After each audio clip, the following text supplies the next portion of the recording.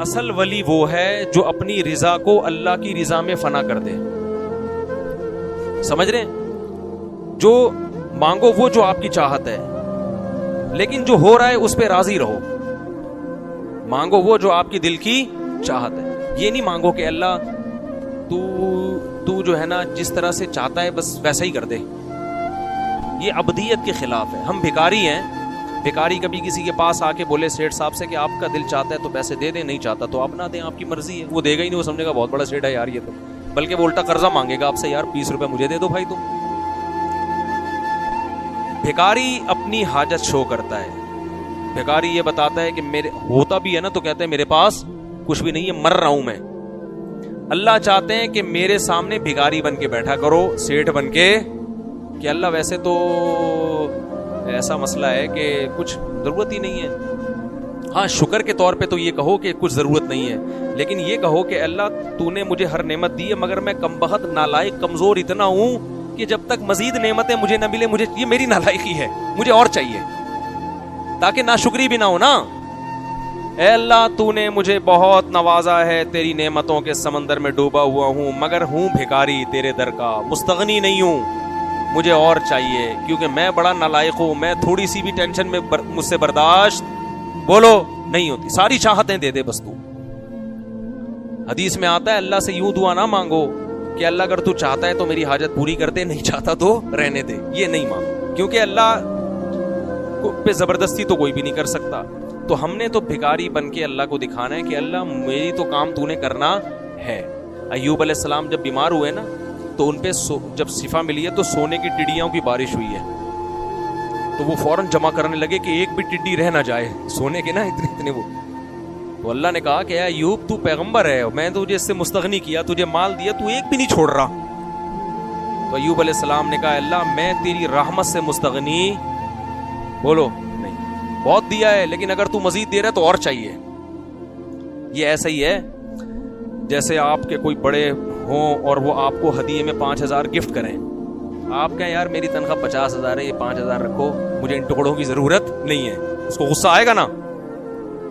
وہ تو بھائی 5,000 کیا 5 روپے بھی دے رہا ہے, آپ ایسے دونوں ہاتھوں سے لوگے, تمیز سے آنکھوں پہ لگاؤ گے, حضرت بہت نوازے, بڑی قیمتی چیز ہے, ایسے کہو گے نا. تو ایوب علیہ السلام پہ سونے کی ٹڈیوں کی بارش ہوئی, ایوب علیہ السلام نے ایک بھی نہیں چھوڑی. صحیح ہے نا, ایک بھی نہیں چھوڑی. موسیٰ علیہ السلام نے جب دونوں لڑکیوں کو پانی پلایا نا کنویں پہ, تو پانی پلانے سے تو نیت اللہ کی رضا تھی, کوئی مفاد بولو نہیں تھا, لیکن دل میں ایک بات پیدا ہوئی کہ بھئی میں مسافر ہوں, نہ میرے کھانے کا انتظام, نہ پینے کا انتظام, نہ کوئی ٹھکانہ, تو شاید یہ اپنے ابا کو جا کے کہیں کہ ایک بندے نے ہماری خدمت کی ہے, شاید وہ کچھ پیسے دے دے مجھے, شاید وہ کچھ کھانا وانا کھلا دیں. تو ان سے تو نہیں کہا, مخلوق کے سامنے ہاتھ نہیں پھیلایا, کیونکہ پھر یہ خدمت نہیں ہوئی نا, یہ تو مفاد ہو گئے. دل میں جب خیال آیا تو اللہ سے کیا کہا کہ اللہ ان سے امیدیں نہیں ہیں مگر تجھ سے امیدیں ہیں, اور اگر ان کے دل میں کوئی ایسی بات آتی اور مجھے کچھ اجرت مل جائے تو میں تیری رحمت سے مستغنی نہیں ہوں. ربی انی لما انزلت الی من خیر فقیر. درخت کے نیچے کھڑے ہو کر دعا مانگ رہے ہیں, اللہ اگر تو نے میرے ساتھ کسی بھلائی کا ارادہ کیا ہے تو یہ آپشن ضائع نہ ہونے دینا, کر لے وہ بھلائی, میں فقیر ہوں, محتاج ہوں. یہ نہیں کہہ رہے کہ اللہ میں نے تو ان کو پلایا پانی تیری رضا کے لیے, اب ایسا نہ ہو کہ ان کے دل میں پیسے ویسے دینے کی بات آ جائے اور یہ مجھے گھر لے جائے اور ٹھکانہ مل جائے. یہ میں تو ایسے ہی زندگی گزاروں گا ننگے پاؤں اور تھکا ہوا, اور ایسے ہی میں عادی ان چیزوں کا, تو مجھے اور آزما, میں دیکھ میں ابھی مزید بھوکا رہ کے دکھاؤں گا, 6 دن اور بھوکا رہ کے دکھاؤں گا تیرے لیے. یہ اسٹائل اللہ کو پسند بولتے کیوں نہیں ہے, تواضع پسند ہے. اللہ مخلوق کے سامنے نہیں مگر تیرا محتاج. اللہ کو آپ کی یہ ادا اتنی پسند آئی, اللہ نے کہا موسیٰ صرف روٹی پانی کا انتظام نہیں ہوگا, شادی کا انتظام کرا دوں گا میں تیری. صحیح ہے نا, کیونکہ اجنبی آدمی کو بیوی بھی تو چاہیے نا ایسے علاقے میں. اللہ نے ایسے خاندانی جگہوں پہ حضرت موسیٰ کی شادی کرا دی اور پوری پراپر جاب کا انتظام ہو گیا, بکریاں چراؤ یہیں کھانا پینا آپ کا. 10 سال کے بعد بیوی کو لے کے جانا, فرعون بھول بھلیاں ہو چکا ہوگا, وہ اللہ نے پھر جاتے ہی فرعون کے پاس ہی بھیج دیا ڈائریکٹ. ٹھیک ہے نا, تو مستغنی نہیں ہونا ہے, سمجھ رہے ہو. اللہ سے کیا کرنا ہے, بھکاری بن کے مانگنا ہے. تو اللہ تیری نعمتیں بہت ہیں مگر اور چاہیے. تو کیا بات چل رہی تھی, ہاں لیکن جو مقدر میں ہو اس پہ راضی رہنا ہے. مل جائیں نعمتیں ٹھیک ہے, نہیں ملیں بھائی اللہ کی یہی مرضی ہے. تو اللہ کی یہ چاہت ہے, اللہ کی یہ خواہش ہے کہ میرے در کے بھکاری بن کے. دیکھو جلدی افطار کا حکم کیوں ہے ہمیں پتہ ہے؟ اللہ کی خاطر ہم بھوکے پیاسے رہتے ہیں.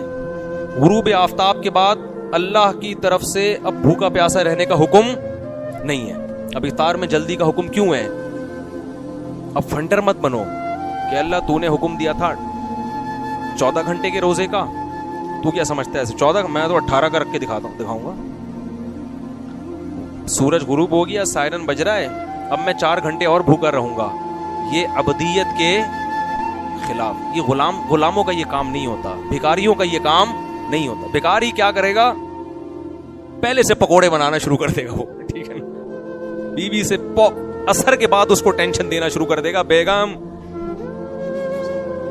افطاری کا ٹائم ہونے میں آدھا گھنٹہ رہ گیا, 1 سیکنڈ بھی تاخیر ہوئی نا تو اچھا نہیں ہوگا. یہ ادا اللہ کو پسند ہے بھائی. اللہ ہم تو بھوک پیاس ہم سے برداشت نہیں ہو رہی. بھوک تو سب کو لگ رہی ہوتی ہے, نہیں لگ رہی اس کا مطلب پیٹ خراب ہے آپ کا. بھوک لگ رہی ہوتی افطاری کے وقت میں, تو اللہ نے حکم دیا, نبی نے حکم دیا, دسترخوان پہ آگے بیٹھ جاؤ تمیز سے, ٹھیک ہے نا, بیٹھ جاؤ, انتظار کرو, اللہ کی نعمتیں رکھی ہوئی ہیں. جیسے ہی سورج غروب ہونے کے اعلان ہوگا فوراً کھانا شروع کر دو, یہ بتانے کے لیے کہ ہم فنٹر نہیں ہیں, ہم تو محتاج ہے بھائی. اس لیے حکم دیا سحری بھی کرو, بغیر سحری کے روزہ رکھو گے مشکل ہو جائے گا. تو یہ فنٹر گیری اللہ کو پسند نہیں ہے. جتنا حکم دیا بس اتنا کرو, اس سے زیادہ فنٹر بننے کی کوشش نہیں کرو. بعض لوگ ایسے فنٹر بن رہے ہوتے ہیں, ایکچولی ہم تو افطاری میں صرف ایک کھجور کھاتے ہیں, اور ہمیں تو میں کہتا ہوں آپ کو یہ تکلف کی ضرورت کیا ہے کھجور کھانے کی؟ کیا خیال ہے آپ کو؟ اس نیمبو چٹا دیا کریں گے ہم آپ کو, تھوڑا سا اتنا کافی ہے.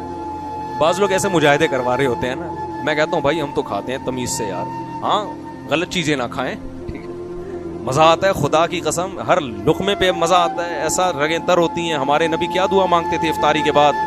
رہب الظما, پیاس چلی گئی, وابتلت العروق, رگیں تر ہو گئیں, یہ مزے الگ, وثبت الاجر انشاء اللہ, اور اللہ نے چاہا تو روزے کا اجر بھی اعمال میں لکھ دیا گیا.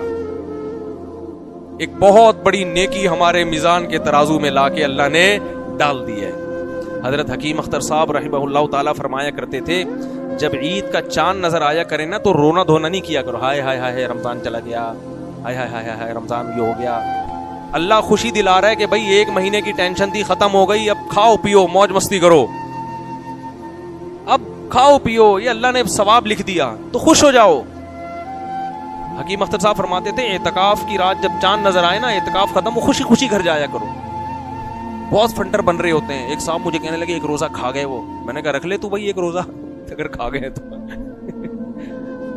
کل رکھ لے دوبارہ, تجھے کس نے منع کیا؟ عید کے بعد 1 رکھ لینا, نہ رکھ رہا ہے بس ایسی ہی بات. چاند نظر آئے بھائی خوشی, ہاں ایک رمضان سے ایک محبت ہو جاتی ہے, اس کی وجہ سے اگر لاشعوری طور پہ رونا آ رہا ہے وہ تو اچھی بات ہے, وہ تو ایمان کی علامت. لیکن بیٹھ کے پروگرام ہو رہا ہوتا ہے بعض لوگوں کا رونے کا, ہائے یہ کیا ڈائلاگ چل رہے ہوتے ہیں, تو ہائے ہوئے کرنے کی ضرورت نہیں ہے. خوشی کا دن ہے بھائی, خوشی مناؤ. جب اللہ نے کہا روزہ رکھو, دیکھو کیسی تراویح شارٹ ہوتی ہے نا. اگر چاند کا اعلان نہیں ہوا اور 10 رکعت تراویح پڑھ چکے تھے آپ, 12 رکعت پڑھ چکے تھے, جیسے ہی اعلان ہوا 13ویں رکعت کی امام کو اجازت نہیں ہے کہ بھائی جو مجاہدہ تھا اللہ کی طرف سے کیا ہو گیا, ختم. ہمارے والد صاحب بتاتے تھے ایوب خان کے دور میں, یہ ہلال کمیٹی نہیں تھی نا صدر ایوب خان کے دور میں, تو چاند کا بڑے گھپلے ہوتے تھے. ایک دن عید کے دن اعلان ہوا ہے کہ آج عید ہے, یعنی 30واں روزہ رکھا ہوا تھا, 11 بجے اعلان ہوا کہ چاند نظر آ گیا تھا رات, تو سب نے فوراً 11 بجے روزہ توڑا ہے. کیوں توڑا بھائی؟ علماء نے کہا روزہ رکھنا کیا ہے, حرام. کیوں توڑا؟ اس لیے کہ آج اگر روزہ رکھا تو اللہ نے تو روزے ختم کر دیا, آپ اللہ سے آگے نکلنے کی کوشش کر رہے ہو. اسی وجہ سے عید کا روزہ کیا ہے, حرام ہے. اور ہمارے نبی عید کے دن عید الفطر میں صبح کھا کے آیا کرتے تھے, حالانکہ آپ ناشتہ نہیں کرتے, لیکن عید کے دن پہلے کھاتے تھے, یہ بتانے کے لیے کہ آج ہمارا روزہ نہیں ہے, ہم پہلے کھائیں گے. بقرعید میں پہلے کھانا سنت نہیں ہے. اب فرق کیا, عید دونوں عیدیں ہیں بھائی. یہاں روزے ختم ہوئے ہیں یہ بتانے کے لیے کہ آج ہم صبح بھوکے نہیں ہوں گے, پہلے کھائیں گے بعد میں نماز پڑھیں گے. اور بقرعید میں ایسی کوئی حکمت نہیں ہے, کھاتے ہی آ رہے ہیں. آج ہم جو ہے نا اللہ جو ہمیں گوشت کھلائے گا اس سے کھانا شروع کریں گے, وہ اللہ کی ضیافت ہے. تو بار بار جگہ جگہ اسلام آپ کو گائیڈ کرتا ہے ایسی گائیڈنس آپ کو خدا کی قسم کسی مذہب میں نہیں ملے گی. تو اللہ کے در کے محتاج بن کے اللہ سے مانگا کرو. پھر بھی کوئی مصیبت آ جائے تو کیا کرنا ہے؟ صبر. اللہ تعالیٰ سمجھنے کی عمل کی توفیق عطا فرمائے. وما علینا الا البلاغ.